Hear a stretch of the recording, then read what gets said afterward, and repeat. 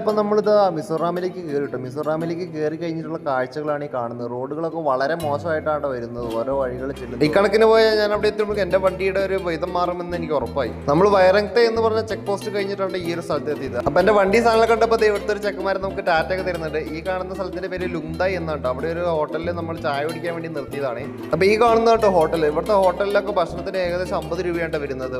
ഈ ഇരിക്കുന്ന ചേച്ചിയാണ് കടയുടെ ഓണർ.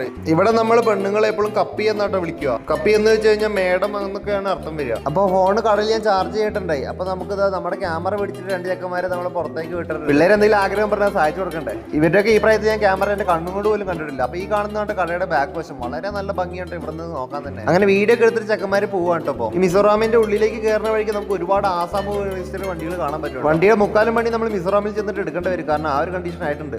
പിന്നെ ഈ കാണുന്ന ബ്രോനെ നമ്മളൊന്ന് പരിചയപ്പെട്ടു. അപ്പോൾ ഈ ചേട്ടൻ നമുക്ക് കുറച്ച് റൂൾസ് ഒക്കെ പറഞ്ഞു മിസോറാമിൽ. അപ്പോൾ ചാനൽ മറക്കാതെ ഫോളോ ചെയ്യണേ. വെരി വീഡിയോസ് നമുക്ക് കാണാം.